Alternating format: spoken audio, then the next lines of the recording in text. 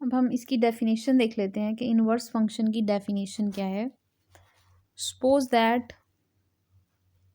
f is one function on a domain D with range R. The inverse function f inverse is defined by f inverse of b is equal to a if f of a is equal to b. The domain f inverse of f inverse is R and the range of f inverse is D. देखें इसकी definition में जो पहली बात लिखी गई है वो यही लिखी गई है, सपोज करें कि फंक्शन वन वन है। अगर फंक्शन वन वन नहीं होगा तो आप उसके इन्वर्स की बात नहीं कर सकेंगे। ठीक है, तो वन वन होना कितना अहम है अब आपको पता चला होगा।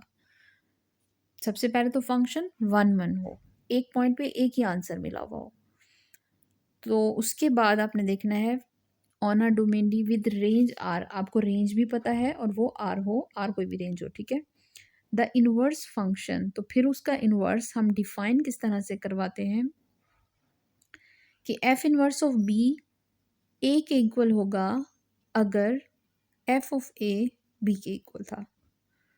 ठीक है, यानी कि अगर आपको ए पे बी आंसर मिला था तो फिर जो इनवर्स का होगा बी पे वो वापस ए मिलेगा, वो किसी और पे जाके मैप नहीं हो जाएगा।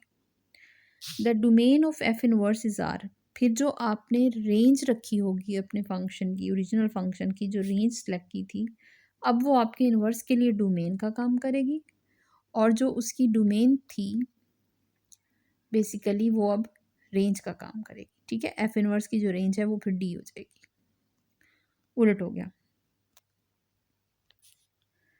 Symbol F inverse for the inverse of F is read F inverse. The -1 in F inverse is not an exponent, यानी कि ये पावर नहीं है, आपने इसको पावर नहीं समझना, ये बेसिकली इसकी एक इंडिकेशन है।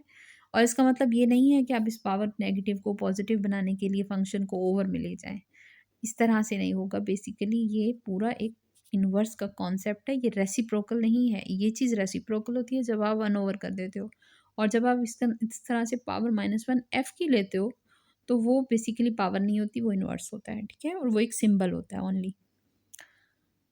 इन दोनों की जो डोमेन और रेंज होती हैं वो इंटरचेंज्ड होती हैं, यानी कि जो एफ़ की डोमेन थी वो एफ़ इनवर्स की रेंज हो जाएगी और जो एफ़ की रेंज थी वो एफ़ इनवर्स की डोमेन का काम करती है। एग्जाम्पल चेक करें। Suppose a one one function Y is equal to F of X is given by table of values. फर्ज करें आपको किसी फंक्शन की जो वैल्यूज़ हैं वो कुछ डोमेन के पॉइंट्स पे, कुछ रेंज के पॉइंट्स दिए गए हैं। ठीक है, कि ये फंक्शन वन पे 3 आंसर करता था, 2 पे 4.5, 3 पे 7 एंड सो ऑन 8 पे 34.5। अ table for the values of F inverse. अब आपने एफ इनवर्स की वैल्यूज लिखनी है तो सिंपली आप इसकी डोमेन को रेंज बना दें, रेंज को डोमेन बना दें। ठीक है, नाम भी बदल दें, क्योंकि मैंने अब एफ ऑफ एक्स को अपनी डोमेन कहना है ना। जो मुझे यहाँ आंसर मिले हैं ये मेरी अब डोमेन हो जाएगी इनवर्स के लिए, और जो ये चीज़ें थी ये सारी रेंज में चली जाएंगी। तो हम अक्सर जो रेंज होता है उसको हम वाई से डिनोट करते हैं। सो मैं यहाँ पे अब वाई लिखूँगी, यानी कि जो इमेज आया हुआ था वो 3 था, लेकिन वो किस पे मिला था, वो 1 पे मिला था। इसी तरह से 4.5 2 पे मिल रहा है, 7 जो है वो 3 पे मिल रहा है। तो हमने पूरी की पूरी जो है वो डोमेन रेंज को इंटरचेंज करके इनवर्स के लिए काम कर लिया है। इसके अलावा कॉन्सेप्ट क्या है कि जो भी, ये तो आप जानते हैं कि कोई भी इनवर्स जब अपनी ओरिजिनल चीज़ से अप्लाई होता है आके तो उसको आइडेंटिटी बना देता है, क्योंकि वो उलट है, और वो जब आके उसके साथ मल्टी होगा या कोई भी रिलेटेड अपना ऑपरेशन करेगा तो वो इसको आइडेंटिटी में कन्वर्ट करेगा, उसको कैंसिल आउट करके आइडेंटिटी बना देगा। सो एफ इनवर्स की जब आप कंपोजिशन एफ के साथ लिए करेंगे तो आपको आंसर में सिर्फ एक्स मिलेगा, for all x in the domain of F. ठीक है, और ये एक आइडेंटिटी फंक्शन होता है। इस तरह से F of F inverse of Y is equal to Y. अब ये चीज़ बिल्कुल क्लियर लिखी हुई है, only a one one function can have an inverse, सिर्फ एक वन वन फंक्शन का ही इनवर्स एग्जिस्ट कर सकता है। द रीज़न इज़ दैट, इसकी वजह क्या है, F of X one is equal to Y and F of X two is equal to Y. अगर तो वन वन नहीं होता फंक्शन, ठीक है, तो इमेज सेम है लेकिन प्री इमेज डिफरेंट है, तो ये वन वन नहीं है। For two distinct inputs x one x two there is no way to assign a value to f inverse of i. अब मैं क्या कहूँगी कि y का जो प्री इमेज है वो कौन सा है? यहाँ तो दो डिफरेंट इमेज प्री इमेजेस हैं, x1 और x2। तो हम उसकी जो प्री इमेज है वो डिसाइड नहीं कर पाएंगे। हम उल्टा करके फंक्शन नहीं बना पाएंगे, और इनवर्स तो हमें बनाना ही वापस रेंज से डोमेन होता है। तो फिर उस वजह से प्रॉब्लम क्रिएट हो जाती है, इसलिए हम 1 1 की कंडीशन लगाते हैं। साथ में क्या बताया गया? Function that is increasing on an interval satisfy the inequality F of X two greater than F of X one when X two is greater than X one. Increasing function कौन सा होता है? जो इनपुट बढ़ाने पे output भी बढ़ाए। ठीक है, यानी x2 का मतलब है कि आपने सेकेंड इनपुट जो दी, x1 का मतलब है जो आपने पहली इनपुट दी थी। तो x2 ग्रेटर देन x1 का मतलब जो आपने बाद में सेकेंड नंबर पे इनपुट दी है वो पहले नंबर वाली से बड़ी दी है। तो एफ ऑफ x2 मतलब जो सेकेंड इनपुट पे सेकेंड आउटपुट आई है, और जो सेकेंड फर्स्ट इनपुट पे फर्स्ट आउटपुट आई है। तो जो सेकेंड आउटपुट है वो फर्स्ट आउटपुट से बड़ी होनी चाहिए, क्योंकि मैंने x2 को x1 से बढ़ा दिया है, तो फिर एफ ऑफ x2 भी एफ ऑफ x1 से बड़ा होना चाहिए। ऐसा फंक्शन इंक्रीजिंग होता है। और अगर इनपुट बढ़ाने पे x2 मैंने बड़ा कर दिया और x1 को छोटा रखा, और एफ ऑफ x2 फिर भी छोटा आ रहा है, यानी इनपुट बढ़ाने से आपकी आउटपुट बढ़ नहीं रही बल्कि उल्टा कम हो रही है, तो फिर वो डिक्रीजिंग फंक्शन होता है। ठीक है, जो बढ़ा रहा हो, बढ़ाने पे बढ़े वो इंक्रीजिंग होगा, और जो बढ़ाने पे जिसकी आउटपुट कम हो जाए वो डिक्रीजिंग फंक्शन होता है। तो जो इंक्रीजिंग फंक्शंस होते हैं वो हमेशा 1 1 होते हैं, और उनका इन्वर्स भी एग्जिस्ट करता है। Decreasing functions also have an inverse, decreasing वालों का भी इन्वर्स एग्जिस्ट करता है। Functions that are neither increasing not decreasing, यानी कि वो कहीं किसी पॉइंट पे तो बढ़ा रहे हैं आंसर, किसी पे जाके फिर लेस कर रहे हैं, फिर बढ़ा रहे हैं, फिर लेस कर रहे हैं, तो वो ना तो इंक्रीजिंग होंगे ना डिक्रीजिंग होंगे। तो इस किस्म के जो होते हैं वो भी 1 1 हो सकते हैं, और उनका भी इन्वर्स एग्जिस्ट कर सकता है। जैसे कि आपके पास 1/x है, ठीक है, अब मैं x को 1 पुट करूँगी, 1/1 1 आंसर आएगा। 2 पुट करूँगी, 1/2 0.5। अब मैंने इनपुट तो बढ़ाई, लेकिन मेरी आउटपुट तो छोटी हो गई ना, 1/2 यानी कि हाफ रह गई, फिर 1/3 रह जाएगी, फिर 1/4 रह जाएगी। तो मेरी इनपुट बढ़ाने से आउटपुट छोटी होती जाएगी। ये एक डिक्रीजिंग फंक्शन की एग्जांपल है। लेकिन अगर मैं ज़ीरो के करीब जाऊँगी, छोटा करूँगी अपनी इनपुट को, तो मेरी आउटपुट जो है वो बढ़ेगी। और ज़ीरो के करीब जाते जाते जब हम नेगेटिव्स पुट करना स्टार्ट करेंगे तो वो फिर से छोटी होनी स्टार्ट हो जाएगी। तो ये एक ऐसा फंक्शन है जो ना तो इंक्रीजिंग वालों की तरफ जा रहा है, ना ही ये डिक्रीजिंग वालों की तरफ जा रहा है।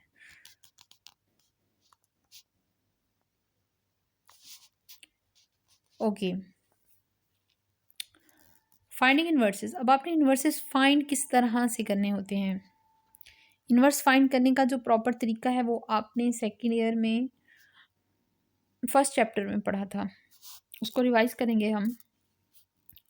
The graph of a function and its inverse are closely related. To read the value of a function from the graph, we start at a point x on the x-axis, go vertically to the graph and then move horizontally to the y-axis to read the value of y। यानी कि graph में आपने अगर किसी भी point को देखना होता है कि वो कहाँ लाई कर रहा है, उसकी क्या वैल्यूज़ हैं, तो आप देखते हो जैसे यहाँ पे पॉइंट देखना है तो मैं देखूंगी कि ये वाई एक्सिस के अकॉर्डिंग कितना चला है और फिर ये एक्स के अकॉर्डिंग कितना चला है, तो मैं इस पॉइंट पे पहुंच जाऊंगी।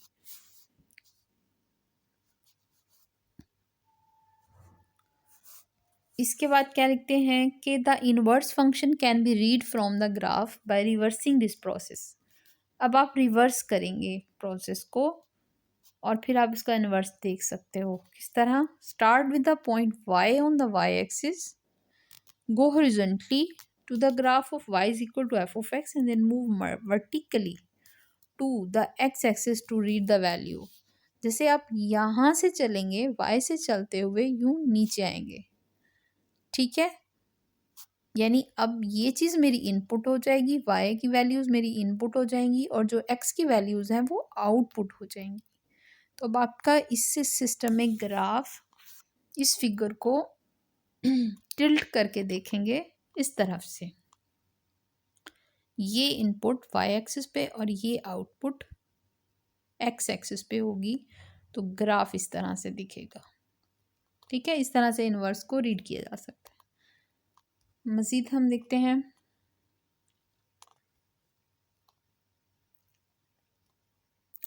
y is equal to X की जो लाइन होती है वो ओरिजिन में से पास होती हुई बिल्कुल सीधी स्ट्रेट एक लाइन बनती है।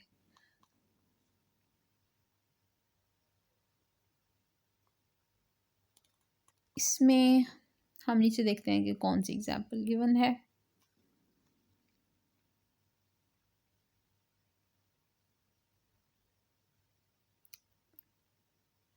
जो y is equal to X की लाइन होती है इसका इन्वर्स भी ये खुद ही होता है y is equal to X, क्योंकि आइडेंटिटी मैप है। जो आप x को वैल्यू दोगे वही y की वैल्यू होगी, तो ये इसका जो इन्वर्स बनता है वो भी सेम ऐसा ही होता है।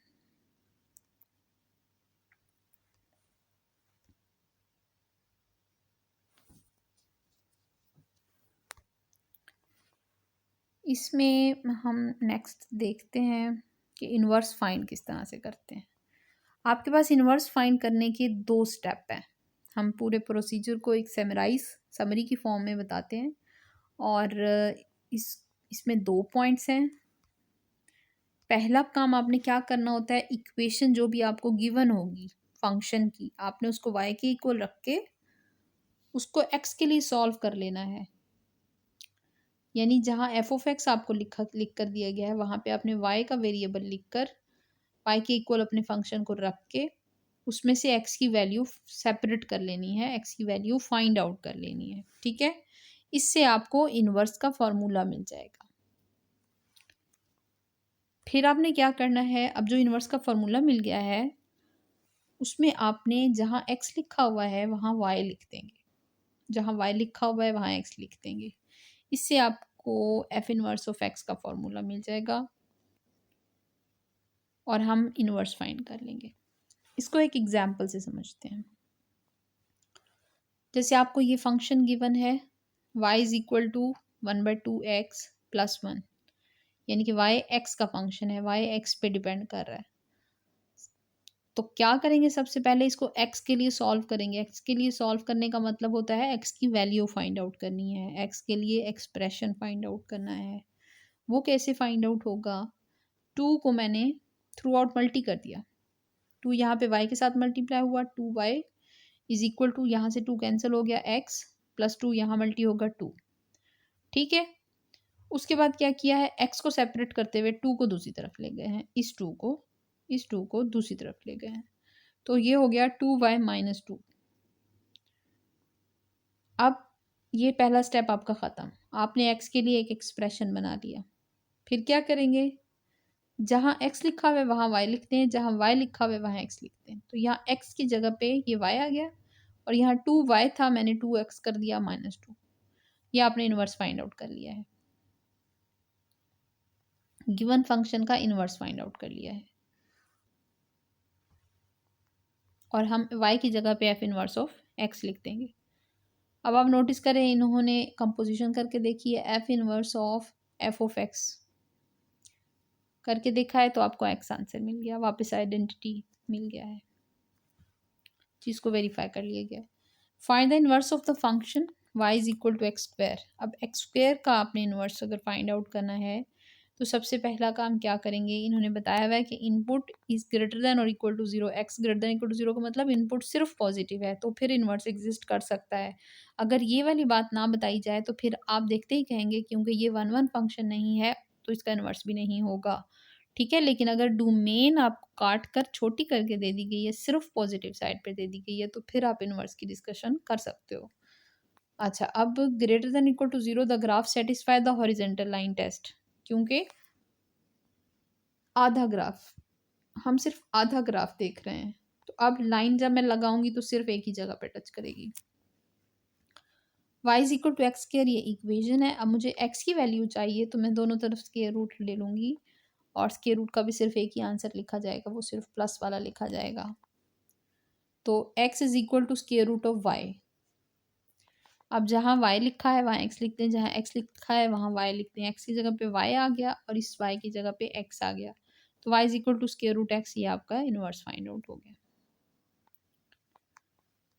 ओके स्टूडेंट्स, आपको इनवर्स कैलकुलेट करना अब आ जाना चाहिए। ये 2 ही स्टेप्स फॉलो होंगे। एक्स के लिए सॉल्व करें और फिर जहाँ एक्स है वहाँ वाई रिप्लेस करें, जहाँ वाई है वहाँ एक्स रिप्लेस करें।